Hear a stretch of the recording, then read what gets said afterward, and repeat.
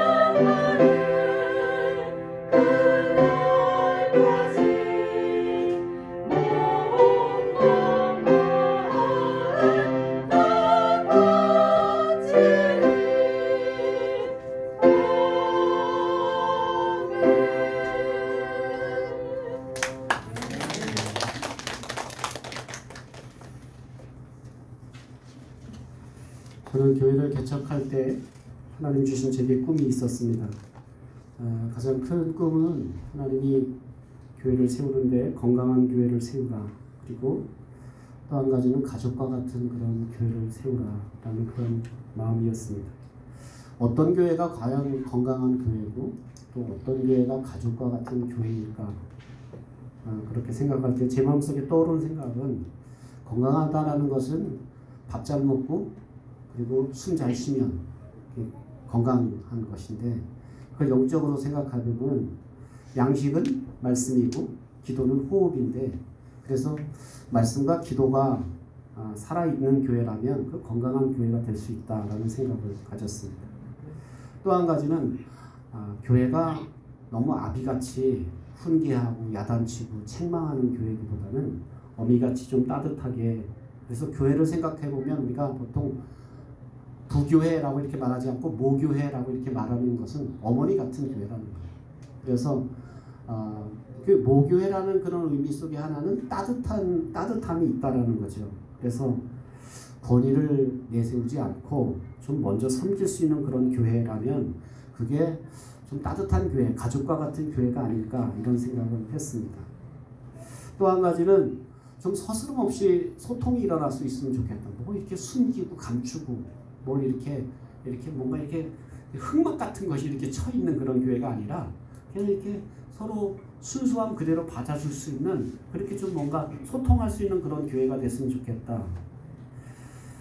또 한 가지는 그러기 위해서는 안에서 보아도 또 밖에서 보아도 같은 교회, 투명한 교회. 그러니까 안팎이 뭐 밖에서 보면 멋있는 교회인데 안에 들어왔더니 별거더라.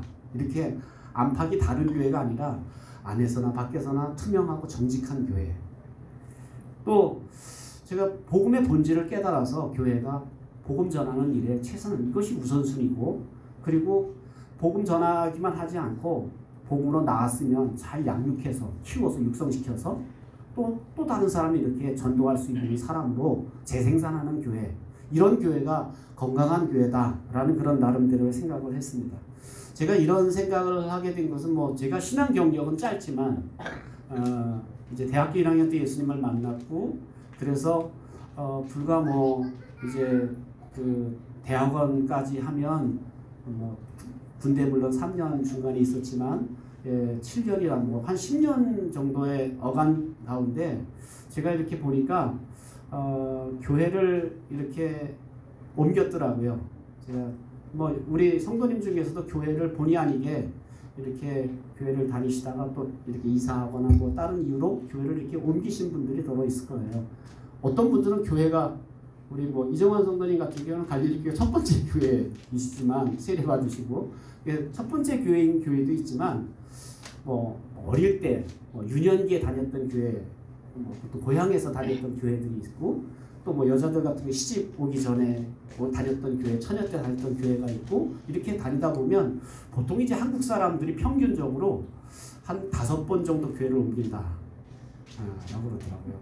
좀 많이 옮긴 분들은 한 10번도 넘고 뭐 이렇게 되지만 하여튼 보통 이제 그렇게 그래서 저도 이렇게 가만히 한번 생각해 보니까 제가 처음에 신앙생활 시작할 때 다니던 교회가 시골에 있는 아주 작은 교회였어요. 그래서 그 시골 교회에서 정말 가족과 같이 그 안에서 신앙생활을 이렇게 하고 그러다가 제가 이제 시내로 이사를 오면서 교회를 나갔는데 그 교회는 굉장히 부흥사셨기 때문에 예배 한 가지밖에 없었어요. 뭐 이렇게 교회에서 제자 훈련도 없고 양육하는 것도 없고 그래서 제가 한번 수련회 이렇게 제가 이제 대학생 교사를 시켜서 수련회 갔는데 완전히 이렇게 놀고 있더라고요. 이렇게 캠프하는 식으로 이렇게 저녁 시간에만 한번 목사님 오셔서 이렇게 부흥회 식으로 하고 낮에는 제일 고기 잡고 뭐 이렇게 하면서 이제 뭐 도랑 파고 이러면서 놀아요. 그래서 제가 경험했던 신앙생활하고는 너무 괴리가 있어서 이제 그 뒤로는 이제 제가 중고등부나 이렇게 청년들을 이제 제자 훈련하는 일에 이렇게 관심을 갖게 됐는데 이상하게 그렇게 하니까 또 이렇게 견제가 오더라고요. 왜 이게 그러니까 자꾸 목사님 눈치를 봐야 되고 다른 분들 눈치를 봐야 되고 이제 그래서 이것도 이렇게 너무 하면 안 되겠구나 이제 이런 생각을 제가 하다가 결국 신학교를 가게 되고 신학을 들어가면서 전도사로 왔던 교회에 와 보니까 교회 사이즈는 좀 큰데 그 교회도 이렇게 가족과 같은 돌봄이 있는 교회였어요. 근데 여전히 이제 좀 권위적이다 보니까 뭐 목사님 외에 다른 분들이 뭘 가르치고 이렇게 이러는 거는 아예 이렇게 이렇게 허락하지 않는. 그래서 굉장히 이제 그런 모습을 제가 보면서 어떻게 보면 제가 그런 이제 제가 그러니까 갈릴리 교회 제가 몇 번째 교회지 그러면 네 번째 교회예요. 저도 네 번째예요. 예. 앞으로 모르겠어요. 또 다섯 번째 교회가 생길지 그리고 여기선 네 번째 교회로 졸업할지 졸업하면 또 다른 교회를 나가야 될지 이 교회에 계속 나올 수 있을지 뭐 그 잘 모르겠는데 하여튼 제가 현재 네 번째 교회를 다니고 있으면서 느끼는 것 네 번째 교회 제일 오래 다녔어요. 30년 지금 다녔으니까 30년 목회를 했으니까 제일 오래 목회를 하면서 제가 이렇게 가만히 생각해 보면 우리 교회가 어떤 교회가 됐을까라는 어떤 교회가 됐으면 좋겠을까라는 이런 생각은 과거 이렇게 제가 다니던 교회에서 뭐 제가 좁은 시야로 이렇게 보았던 장단점이 있었겠죠. 그래서 그런 중에서 이 교회가 이렇게 됐으면 좋겠다라는 이런 생각들이 아마 이렇게 모두어져서 이런 생각들을 하지 않았는가 이런 생각을 합니다. 여러분은 어떤 교회가 좋은 교회, 이상적인 교회라고 생각하십니까?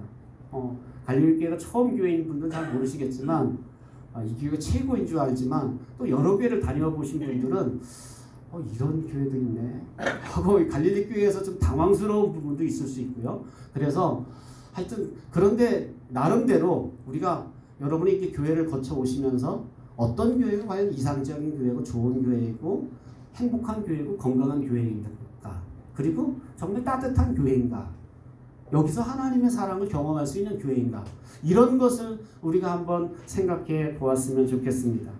지금까지 에베소서를 우리가 통해서 지금까지 나눴던 이야기가 교회란 과연 이런 것이다 라는 것을 그래서 성경 중에서 가장 교회에 대해서 자세하게 정확하게 이야기한 책이 에베소서입니다. 그래서 에베소서는 교회론에 대한 책이다 라고 이렇게 말할 정도로 교회가 무엇인지에 대해서 잘 이야기합니다. 그래서 이 교회가 무엇인지 잘 모르면 교회 생활하는 게 현찮게 할 수밖에 없어요. 그래서 교회가 과연 어떤 것인가를 아주 잘 보여주는 교회는 이런 교회가 되어야 된다. 그래서 우리가 지난 시간에 그런 말씀을 함께 나눴잖아요. 교회는 한 몸이기 때문에 죽었다 깨어나도 어떻게 해야 된다? 하나가 되어야 된다라는 그런 말씀을 드렸어요. 그래서 근데 그 하나됨이라는 것은 획일적으로 기계적으로 하나 되는 게 아니다라는 겁니다. 어떻게 하나 된다 그랬어요? 예수님의 성품을 닮음으로 우리는 하나가 될 수 있다 그랬습니다. 또 삼위이신 하나님이 하나이신 것처럼 우리가 그렇게 하나 되어야 된다라는 말씀을 함께 나눴습니다. 그러니까 우리는 오직 하나의 몸, 하나의 믿음, 하나의 가족이지만 이 하나됨이 생명력이 없는 그런 하나됨이 아니라 그 안에서 하나 되었기 때문에 뭔가 생명력이 나타날 수 있는 그런 하나 되는 교회가 돼야 된다라는 겁니다. 무슨 교회 나오는 사람들이 뭐 똑같은 무슨 복사본처럼 다 똑같아. 집사나 권사나 그 교회 교인들은 다 똑같아.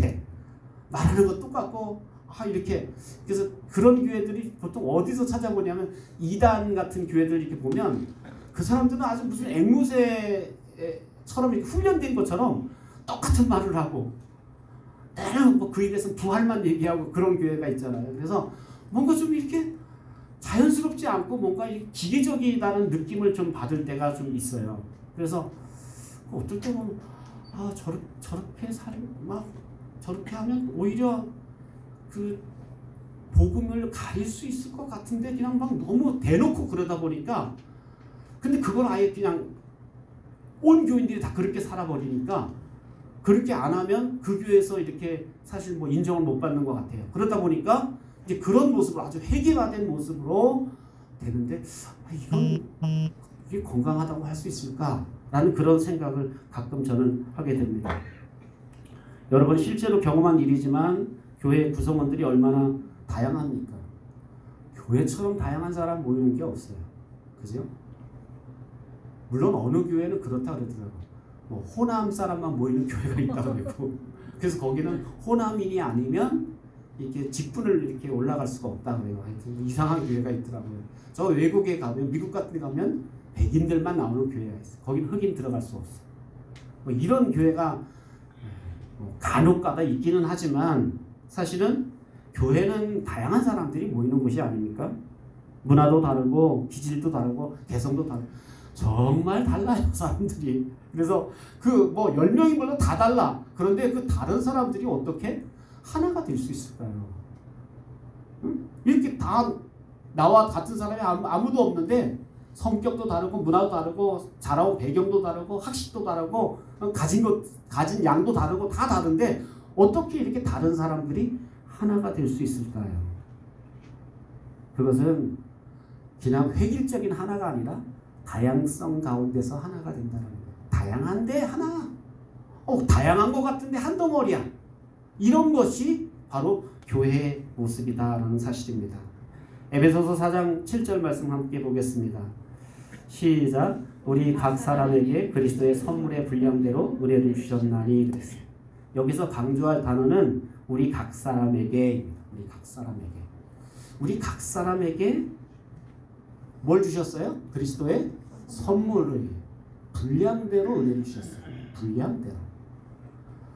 만약에 이게 획일적인 하나됨이라면 모든 사람에게 똑같은 선물을 주셨다. 이렇게 맞아요. 그런데 보면 우리 각 사람에게 다 분량대로 그 선물의 차이대로 다 이렇게 다르게 선물을 주셨다라는 사실입니다. 여기서 선물이라는 단어가 헬라어로 도레아라는 말입니다. 근데 이 도레아라는 말은 사실은 여기서밖에 쓰진 않았어요.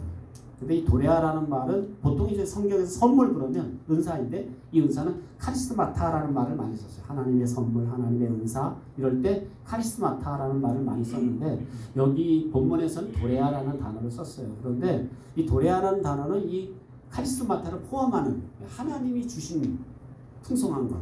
그래서 뒤에서 얘기하겠지만 이 카리스마타 그러면 또 성령의 은사를 말하거든요. 그런데 성령의 은사뿐만 아니라 그 모든 것까지도 뭐 기질, 성품 이런 것까지도 주신 것이 하나님이시다. 뭐 이 신체적인 뭐 모양까지도 주신 것이 다 하나님의 것이다. 하나님의 선물이다.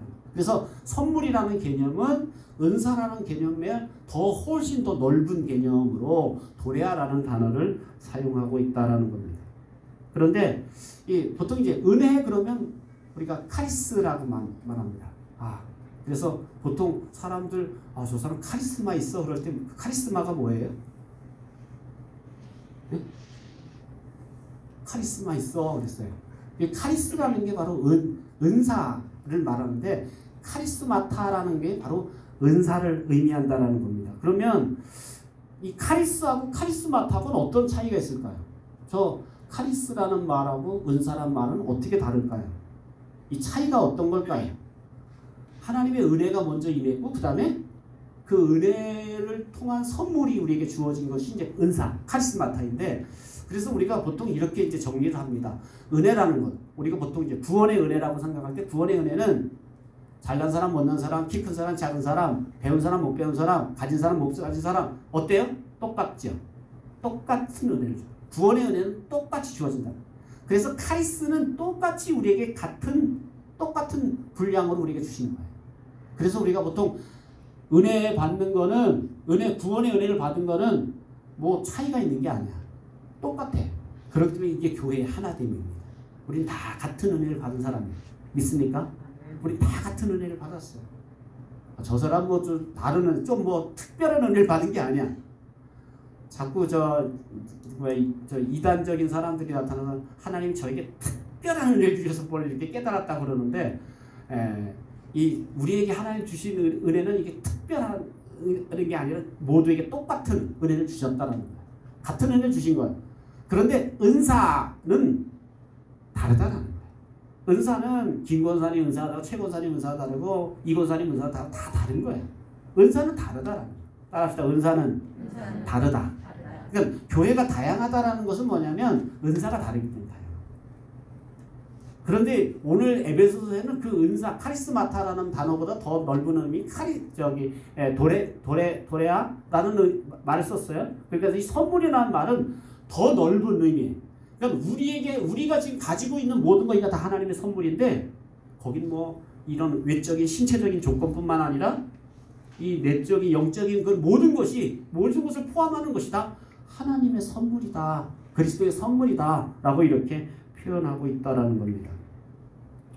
예를 들면 축구 선수로 말하면 축구 선수가 몇 명이죠? 11명이 축구 선수. 골키퍼가 몇 명이에요? 1명이에요. 그래서 만약에 다 골키퍼 같으면 어떻게 될까요? 축구 선수들이 다 골키퍼야. 돼요, 안 돼요? 축구가 안 되겠죠. 축구에 보면 저도 축구 잘 모르지만 백이 있어요. 예, 제일 수비하는 선수들이 보통 있어요. 그 수비가 잘 이렇게 공 쳐들어오는 걸 막아야 돼. 공격해 오는 거. 그 다음에 윙이 있어. 날개. 그래서 이 사람들은 이 수비하고 공격수를 이렇게 연결해주는 역할을 해. 그리고 최전방 공격수가 있어. 야, 이 얘기하니까 의원이 눈이 똥똥똥 거지. 축구 얘기하니까. 네. 그래서 이 축구 선수가 그런데 다 1번 같을 수는 없는 거예요. 그죠? 또 다 공격수처럼 될 필요도 없어요. 다 1번부터 그 골키퍼부터 저 최종 공격수까지 다 다양한 특성을 가진 거예요. 그래서 그 다양한 특성이 서로가 어우러질 때 이 축구팀 멋진 축구팀이야. 이 축구팀 정말 승리한 축구팀이야. 라고 이렇게 말할 수 있다라는 겁니다. 교회도 역시 마찬가지라는 거예요. 교회도 누구와 똑같이 될 필요가 없다라는 겁니다.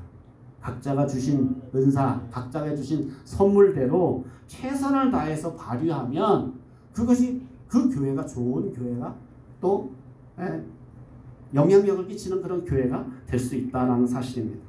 저는 건강한 교회를 생각할 때 우리도 뭐 교회도 마찬가지예요. 우리가 어떤 교회처럼 될 필요가 없는 거예요. 갈릴리 교회는 갈릴리 교회 나름대로의 특별한 목적을 가지고 하나님이 여기 세우셨기 때문에 우리는 어느 교회처럼 살 필요가 없어. 하나님이 우리 교회에게 명하신 일에 우리는 견눈질하지 말고 어떻게 하면 돼? 최선을 다해서 묵묵히 그 길을 걸어가면 된다라는 겁니다. 그런데 자꾸 이제 이것이 잘 세팅이 안 되면 목사님 저 옆에 교회는 이런 거 하는데 우리 교회는 안 하나요? 제가 다녔던 이 교회는 이런 거 있었는데 왜 우리 교회는 없나요? 뭐 이렇게 이제 자꾸 물론 이제 뭐 그 받아들일 수 있는 좋은 거는 우리가 받아들일 수 있죠. 그런데 우리가 저 교회가 한다고 해서 똑같이 그 교회처럼 따라갈 필요는 없는 거예요. 하나님 우리 교회에게 주신 고유한 목적을 따라서 우리가 묵묵히 그 길을 걸어가면 된다라는 거예요. 왜냐하면 이렇게 다양하다. 교회는 다양하다.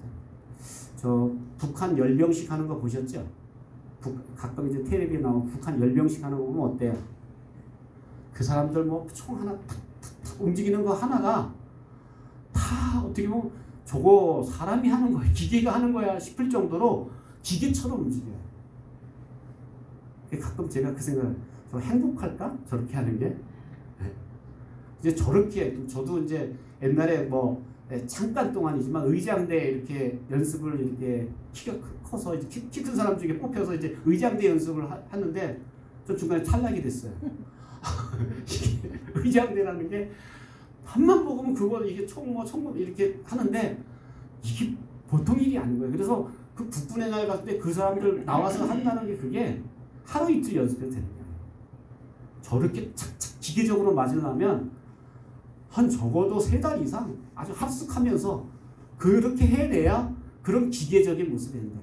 근데 교회가 그럴 필요 없다라는 거예요.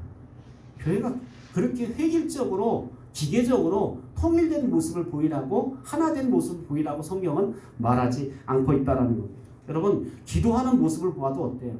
어떤 사람은 소리를 질러가면서 기도를 해야 기도한 것 같아요. 그죠?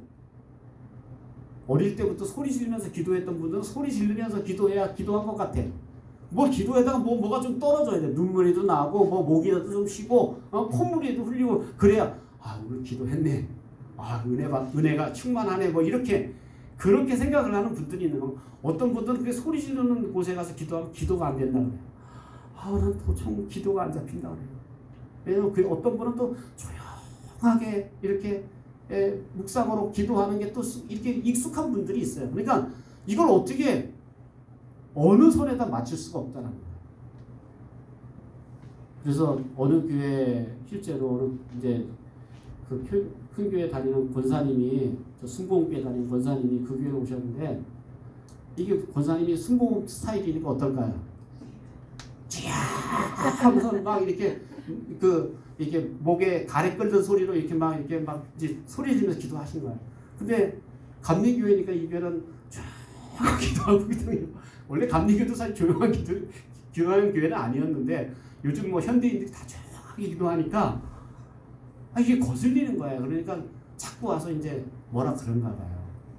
권사님이 하루는 목사님한테 와서 상담을, 목사님 저는 교회를 다시 돌아가야 될 것 같아요. 그래서 왜 그러시냐고 그랬더니, 제가 좀 소리내서 기도하니까 다 다른 분들한테 이게 피해가 된다고 조용히 기도하라고 그러니 제가 아무래도 이제 교회를 다시 돌아가야 될 것 같더라고, 이런 얘기를 하시더라고요. 그래서 이제 이렇게 다양하다라는 거예요. 근데 소리내서 기도할 수도 있고 조용히 기도할 수도 있고, 그런데 하여튼 이렇게 다양한 교회가 어떻게 그러면 교회가 그러면서도 다양하면서도 하나를 이룰 수 있을까? 오늘 그 말씀을 성경은 말씀하고 있습니다. 첫 번째로 영적인 은사를 주시는 분이 바로 누구시다? 누구예요? 누구의 선물이래요? 그리스도의 선물이래요. 승천하신 그리스도의 선물이시다라는 것을 강조합니다. 7절부터 10절입니다. 시작. 우리 각 사람에게 그리스도의 선물의 분량대로 은혜를 주셨나니, 그러므로 이르기를 그가 위로 올라가실 때 사로잡혔던 자들을 사로잡으시고 사람들에게 선물을 주셨다 하였도다. 올라가셨다 하였은즉 땅 아래 낮은 곳으로 내리셨던 것이 아니면 무엇이냐. 내리셨던 그가 곧 모든 하늘 위에 오르신 자니 이는 만물을 충만하게 하려 하심이라. 사도 바울은 7절에서 이 은사를 주신 분이 누구시다? 그리스도시다. 그리스도의 선물이다 라고 이렇게 말씀하면서 이 말씀을 인용합니다. 구약의 말씀 시편 68편의 말씀을 인용하게 됩니다. 그가 위로 올라가실 때 사로잡힌 자들을 사로잡으시고 사람들에게 선물을 주셨다. 이 말씀을 이렇게 구약의 말씀을 왜냐하면 사도 바울 같은 사람은 구약에 능통한 분이기 때문에 뭐 딱 설명을 하려고 할 때 이 딱 구약의 말씀이 늘 사실은 뭐 유대인들은요 보통 모세오경, 창세기, 출애굽기, 레위기, 민수기, 신명기 이 5권을 거의 다 외워요. 어릴 때부터. 율법에 능통한 분들은 대부분 그러니까 20살까지 하는 일이 뭐냐면 이거 계속 암송하는 일을 하는 거예요. 글을 배운 다음부터 이걸 암송해요. 아예 여러분 우리가 뭐 한두 줄 암송하는 정도가 아니라니까 이 율법 전체를 통째로 암송을 해요. 이 토라라는 이걸 암송을 하고요. 20살부터는 토론을 시켜요. 이걸 가지고 계속 서로 반대 질문하면서 토론을 시켜요. 그러니까 이 유대인들이 얼만큼 사실 성경에 능통한지 몰라요. 우리가 생각하는 정도의 차원이 아니에요. 훨씬 더 성경이 밝아요.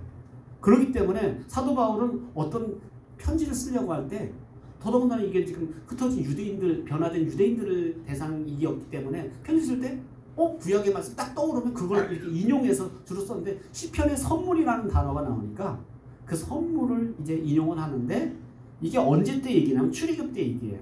출애굽 후에 자기 백성을 이제 승리케 하시고 하나님이 그 시내산에서 막 시내산을 진동하고 거기서 뭘 주셨어요? 모세에게 율법을 주셨잖아요. 그리고 땅 아래로 내려왔어요. 그렇게 시내산에 임하셨던 하나님이 이제는 그 시온산으로 예루살렘으로 옮기셨다라는 거예요. 옮기셨다는 얘기는 이게 누구 얘기로 넘어가냐면 그 모세의 이야기를 그리스도의 얘기로 이제 이렇게 비유하고 있다라는 거예요. 그래서 그리스도께서 이렇게 예루살렘으로 오셔서 예루살렘에서 십자가 지시고 죽으셨다가 하늘로 올리신 것, 승천하실 때 하나님이 약속한 것을 받기 전에 떠나지 마 그러면서 어디 떠나지 말라 그랬어요? 예루살렘 떠나지 말라. 그리고 뭘 주셨어요? 오순절날 성령을 선물로 주신 것처럼 그 얘기를 하는 거예요. 그리스도께서 이렇게 성령으로 선물을 주셨던 것들을 이 구약의 시편 말씀을 인용하면서 설명을 하게 된다라는 겁니다. 그런데 그 선물이 바로 누구의 선물이냐면 바로 하나님의 선물, 그리스도의 선물이다라는 거예요. 교회 안의 구성원들은 어떻게 보면 성품도 다르고 기질도 다르고 재능도 다릅니다. 우리는 이 모든 것이 하나님이 주신 것이다라는 것을 믿어요.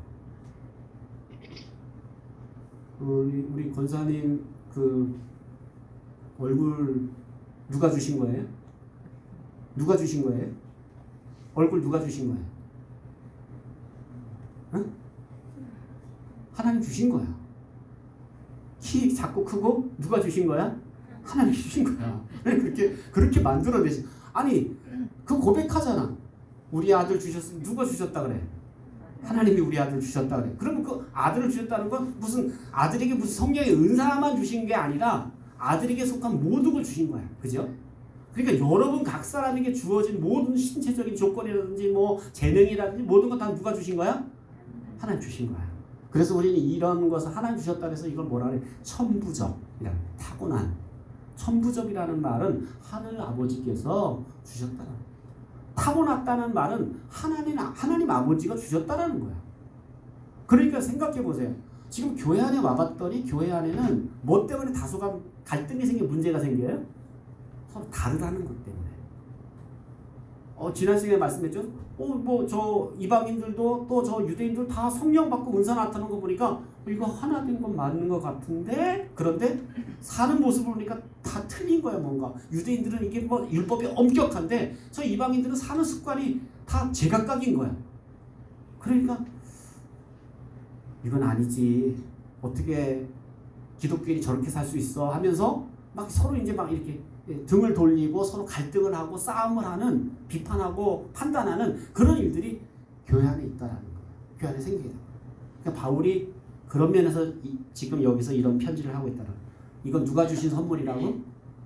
그리스도가 주신 선물이다라는 거예요.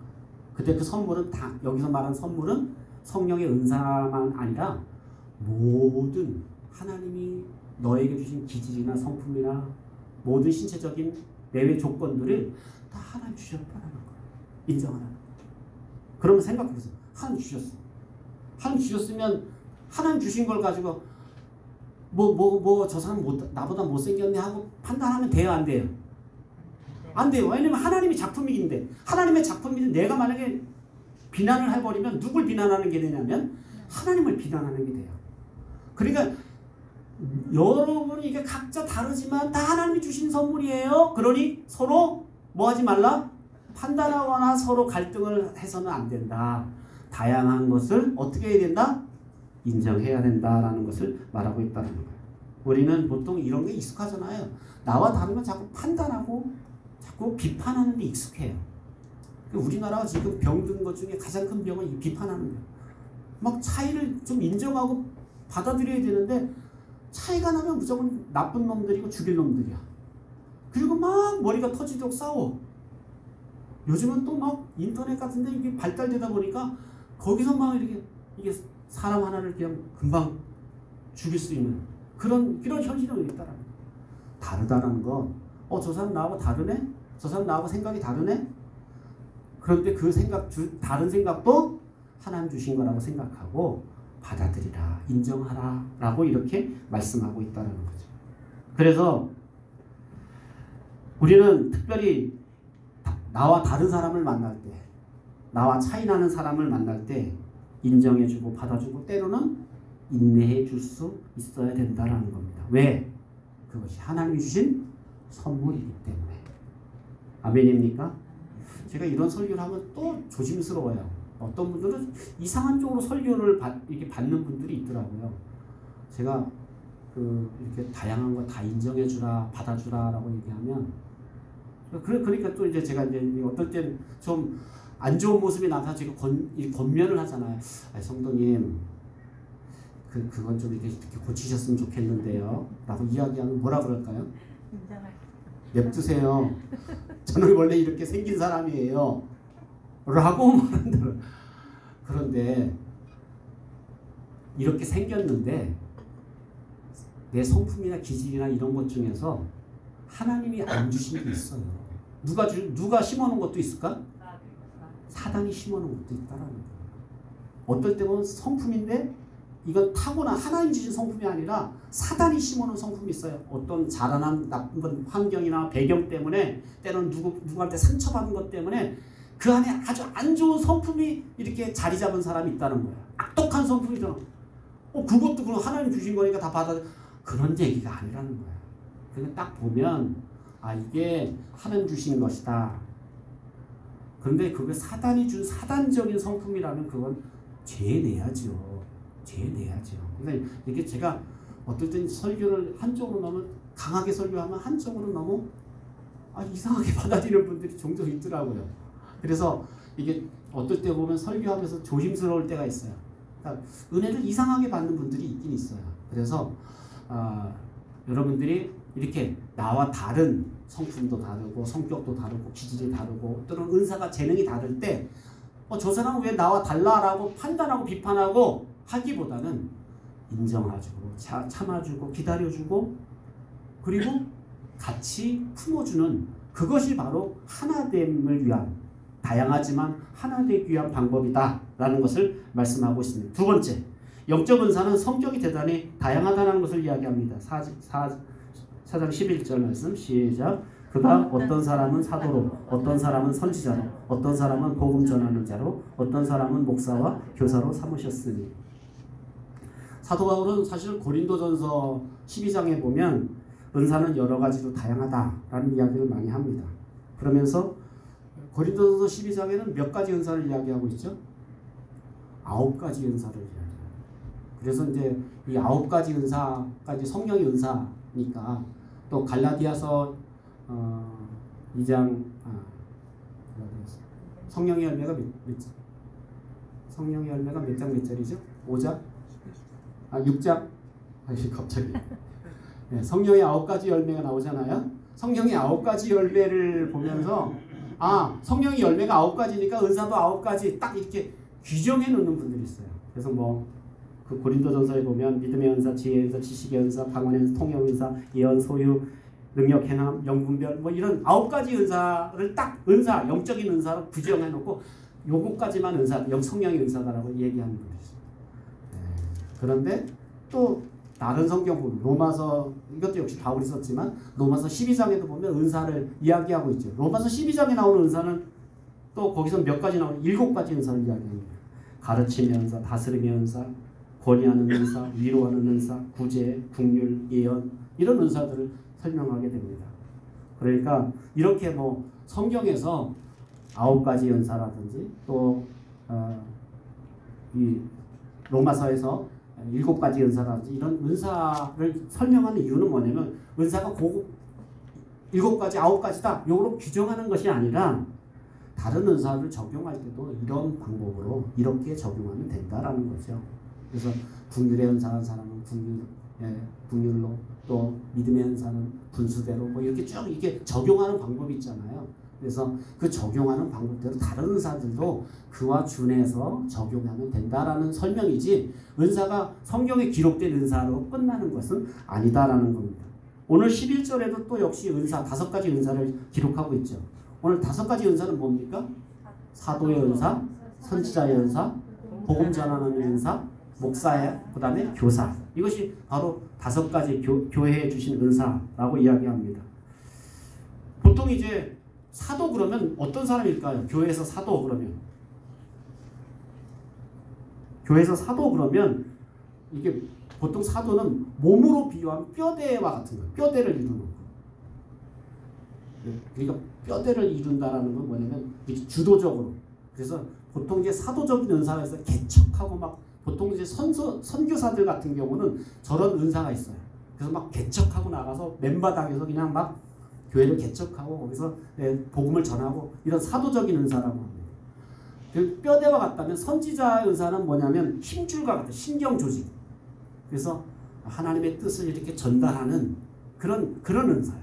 그리고 복음 전하는 은사는 잃어버린 영혼들을 구원해내는. 그래서 어떻게 보면 이 불신자를 전도해서 구원해내는 그걸 비유한다면 우리 몸으로 비유하면 소화계통에 비유할 수 있겠죠.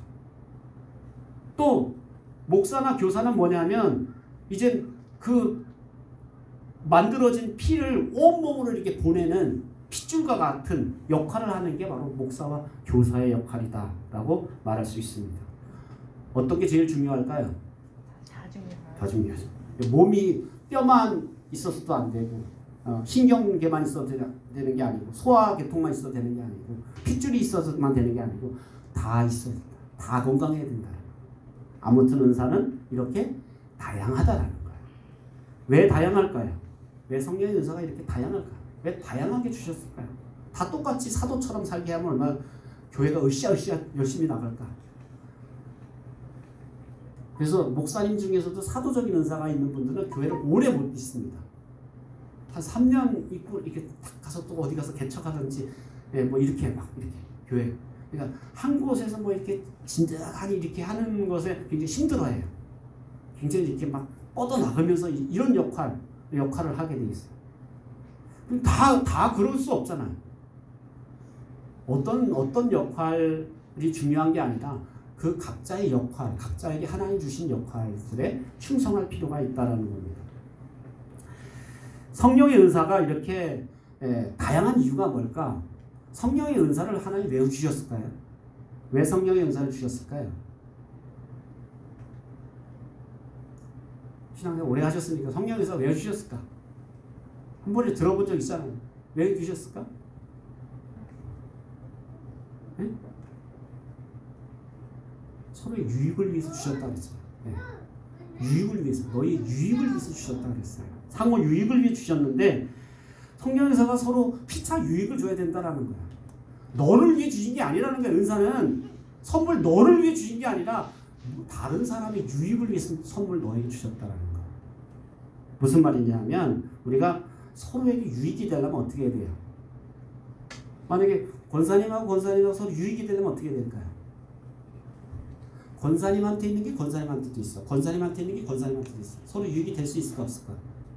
유익이 못 돼. 그런데 권사님한테는 있는데 권사님한테는 없어. 그럼 어떻게 될까? 유익이 돼. 서로 채워줄 수 있어요. 그러니까 하나님이 왜 다양하게 주셨냐 하면 똑같이 주시면 유익이 안 돼요. 왜? 다 있는데 뭐 서로 뭐 생각해 보세요. 네 것 가지고 네 거 사면 되지. 나는 내 것 가지고 살고. 그런데 서로 다양하게 주신 이유는 뭐냐면 저 사람한테 없는 건 너한테 있지 않니? 좀 나눠. 이게 바로 하나님이 은사를 주신 목적이다라는 겁니다. 그래서 하나님이 이렇게 어떻게 이렇게 다양하게 은사를 주셨나 다른 은사를 주셨냐 하면 은사가 똑같으면 안 된다라는 거야. 나는 저 사람이 필요하고 저 인간은 또 나를 필요로 해야 돼. 서로 이게 필요해야 그게 필요한 존재가 돼야 돼.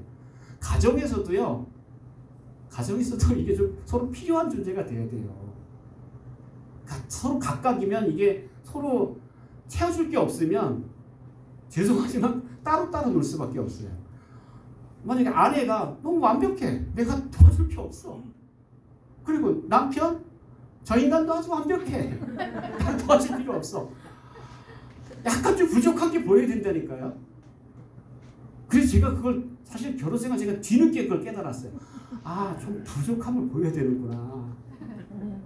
그래야 나 이거 못해. 난 다 할 수 있어. 도와줄 필요 없어. 막 이러면 어느 날 그러더라고. 당신 너무 완벽한 사람인데 나 같은 사람 만나서 정말 더 뻗어나가야 될 사람이 되면서 막 이렇게 그 자아 비판을 막 해요. 그래서 가만 생각해보면 저 얘기가 왜 나올까 가만 생각하니까 난 늘 완벽한 척한 거야. 늘 나는 도움을 받을 필요가 없다고 생각한 거야. 이게 부부가 하나됨을 방해했더라고요.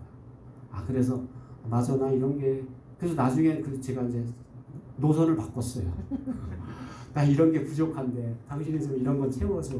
나 이런 거 잘 못하는데 이런 건 당신이 좀 해. 당신 잘 못하는 거 잘하는 건 내가 이렇게 해볼게. 이렇게 하니까 서로가 뭐가 되는 존재가 돼요. 필요한 존재가 돼요. 교회도 마찬가지라는 거예요. 서로가 완벽하고 서로가 다 똑똑하고 다 대단하면 교회 잘 하나가 안 돼요. 그런데 한쪽은 있는데 한쪽은 없고 뭐 이렇게 서로 이렇게 채워줄 게 서로 필요한 걸 채워줄 수 있을 때 그럴 때 하나됨이 이루어질 수 있다라는 겁니다. 그래서 보통 이제 뭐 이렇게 기계적인 하나됨은 유니폼이라고 해서 유니폼리티라고 그러는데 이렇게 막 획일적인 거. 근데 하나님이 획일적인 거 싫어하세요. 그 반대로 다양성이 다이버리티라고 하나요? 이렇게 서로 다양한 것. 이 다양한 것 이걸 하나님 좋아하세요. 다르기 때문에 그래서 우린 이제부터는 당신 나하고 좀 다르기 때문에 너무 감사하다. 옆 사람한테 한번 해볼까요?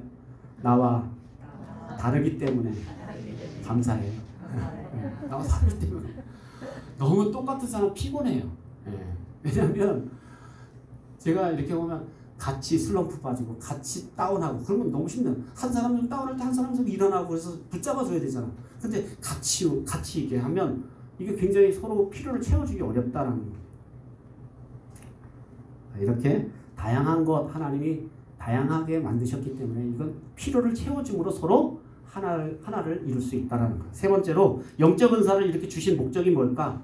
영적 은사를 주신 목적이 뭘까요? 12절입니다. 시작.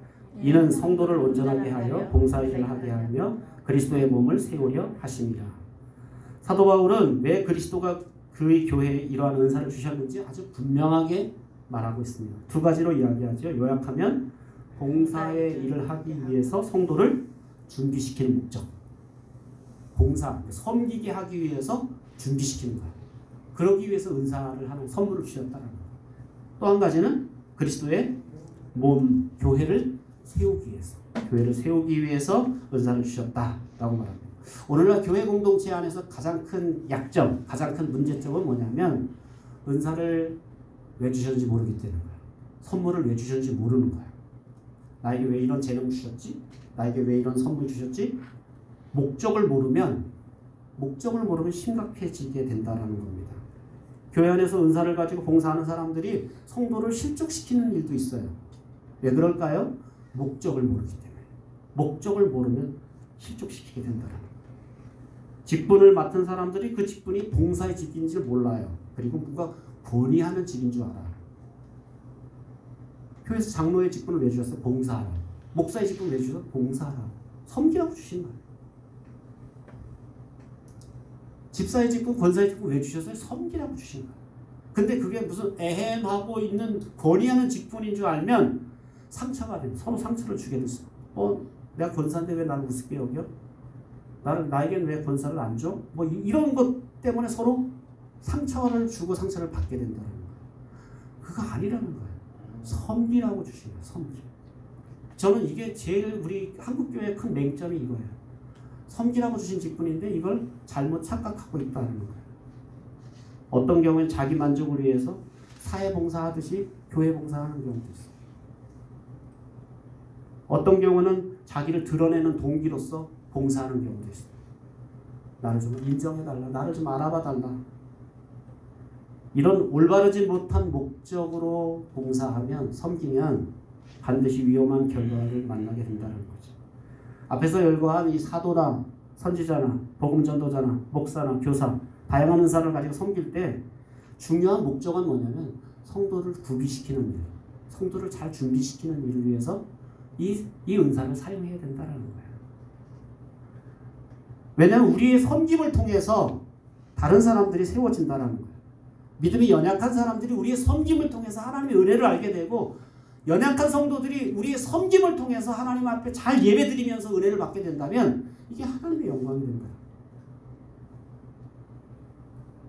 저는 어떤 이유에서든지 교회에 온 성도들이 섬김의 사역을 통해서 하나님의 사랑을 맛보게 되고 또 하나님의 행복을 경험하게 되고 그래서 하나님을 더 가까이 가게 된다면 그게 갈릴리 교회를 하나님 여기 세우신 목적이에요. 어떤 분들은 교회에 깊숙이 들어가면 상처받는다고 그냥 멀찍이서 손님처럼 왔다 갔다 뭐 10년 20년 다녀도 교회에서 손님처럼 왔다 갔다 하는 분들이 있어요. 아마도 교회에 뭐 그렇게 된 이유가 있겠죠. 교회에 와서 좀 하려고 그랬더니 교회에서 좀 깊숙이 뭐 섬기려고 들어가 봤더니 갈등이 생기고 서로 상처를 줘요. 그래서 이제는 교회 그래서 교회를 옮기고 교회를 떠났던 분들이 교회에 이렇게 정착할 때 보면 교회를 이렇게 거리를 두고 어느 정도 거리를 두고 이렇게 신앙생활을 하시는 경우가 있어요. 물론 왜 그런가? 전 이유는 알지요. 왜냐하면 집사인데 집사만큼 성숙이 안 된 분들이 교회 안에 많거든요. 권사인데 권사만큼 이게 성품이나 인격이 성숙이 안 된 분들이 있거든요. 그러니까 그러다 보니까 교회 안에 들어가서 섬기다 이게 들어가다 보니까 이게 상처가 되고 서로 마음에 아픔을 느끼게 된다라는 거예요. 그러기 때문에 사실은 교회 이런 은사가 필요한 거예요. 하나님 목사와 교사를 세운 이유가 이런 성도들 잘 구비시키고 훈련시켜서 서로 잘 섬길 수 있도록, 이런 섬김을 통해서 우리가 하나님의 교회를 잘 세워가야 된다라는 겁니다. 그럼에도 불구하고 주님이 죽기까지 우리를 섬겨주신 건 우리는 생각해야 돼요. 예수님은 우리에게 뭐하러 오셨다 그랬어요? 섬기러 오셨다 그랬고, 자기 목숨을 대속물로 내어주기까지 우리를 위해서 섬기려고 우리에게 오셨다 그랬어요. 그래서 하나님이 주신 은사를 따라서 우리가 섬기시되 한번 그런 생각을 했으면 좋겠어요. 주님이 섬기려고 하시다가 십자가로 지셨는데 나는 상처받는 게 두려워서 지금 섬기려고 하지 않았는데, 이제는 내가 상처받을지라도 나는 내가 어떨 때는 그런 생각을, 제가 목사 삶을 살면서 그런 생각을 해요.